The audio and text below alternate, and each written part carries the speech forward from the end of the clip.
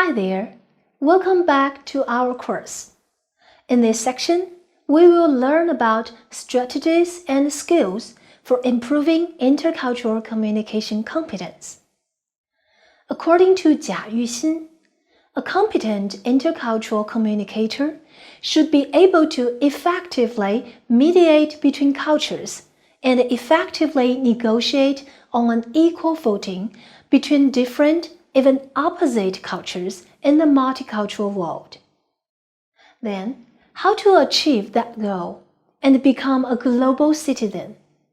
Here, we aim at becoming a global citizen instead of native speaker or near-native speaker, while it has long been the objective for foreign language learners to have the same mastery over a language as a native speaker.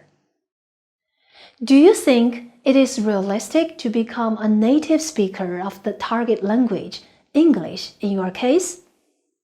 I guess most of you may answer no. On one hand, foreign language learners and native speakers learn and acquire a language under very different conditions. Literature shows that few, if any, bilinguals are perfect in linguistic competence. Even less so in sociolinguistic or sociocultural competence. On the other hand, were it possible, it would create the wrong kind of competence. It would imply that a learner should abandon one language in order to blend into another linguistic environment, becoming accepted as a native speaker by other native speakers. The strains involved in this process could be permanently damaging. The more desirable outcome is a learner with the ability to see and manage the relationships between themselves and their own cultural beliefs, behaviors, and meanings, and those of their interlocutors. He or she aims to become a global citizen, someone that embraces multiple identities, of which the global identity is the most important and perfect. To that end, you can adopt the following strategies. First, acculturation motivation. Acculturation means cultural modification of an individual, group, or people by adapting to or borrowing traits from another culture. Acculturation motivation is the first factor influencing our intercultural effectiveness. Second, decentering. A series of investigations has proved that highly astrocentric individuals are less likely to adjust well during a transitional experience. Actually, stereotype and ethnocentrism are difficult obstacles to adequate cultural adjustment in the relationship formation in cultures. Therefore, you need to be curious and open, ready to suspend disbelief and judgment with respect to others' meanings, beliefs, and behaviors. You also need to be willing to suspend your belief in your own meanings and behaviors and to analyze them from the viewpoint of the others with whom you are engaging. This is an ability to decenter, which is fundamental to understanding other cultures. Third, cognitive complexity.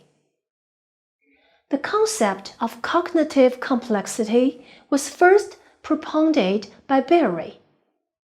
Berry states that cognitive complexity may be defined as the tendency to construe social behavior in a multidimensional way, such that a more cognitively complex individual has a more versatile system for perceiving the behavior of others than does a less cognitively complex person. People who can see a wide variety of things about another person, in contrast to seeing only limited details, can usually communicate more effectively. So, if you want to make better and more accurate judgments about others, try to see as various aspects as possible about them. Fourth, self-esteem and confidence. Self-esteem and confidence psychologically enhance intercultural communication competence.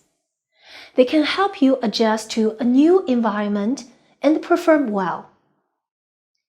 Everyone may have self-doubts or fear once in a while, but conquering those momentary losses of confidence, you can really perform beyond your expectations.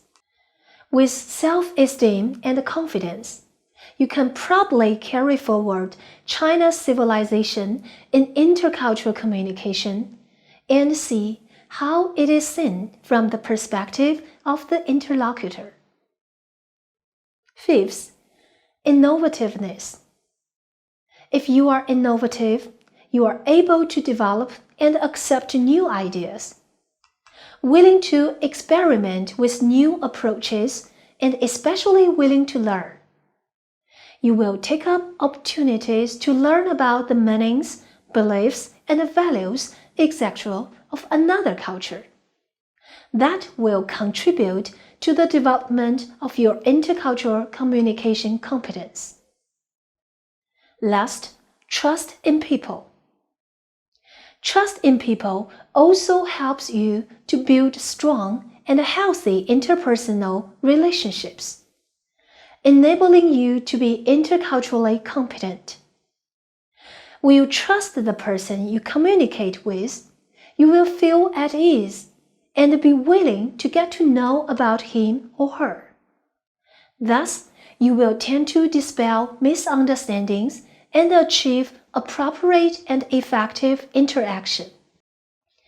In addition to the strategies, we also need to learn about the skills to develop intercultural communication competence.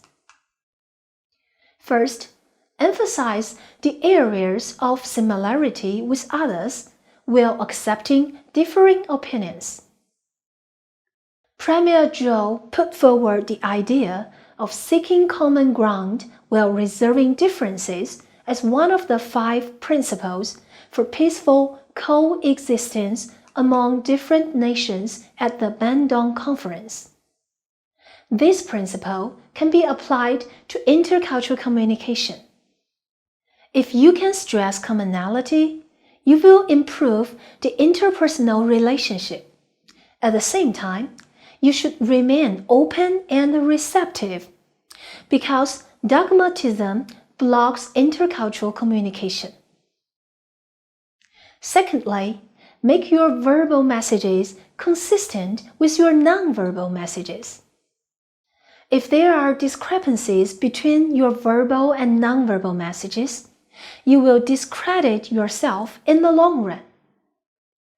Thirdly, avoid dominating conversations or being submissive in conversations. Listen to how much time you spend communicating while in the group.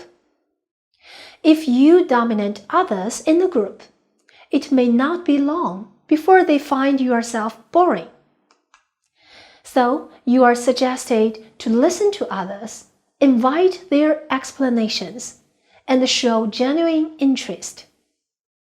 On the other hand, you shouldn't be overly submissive, because if so, people may decide that you have nothing to contribute, which will possibly lead to intercultural relationship failure.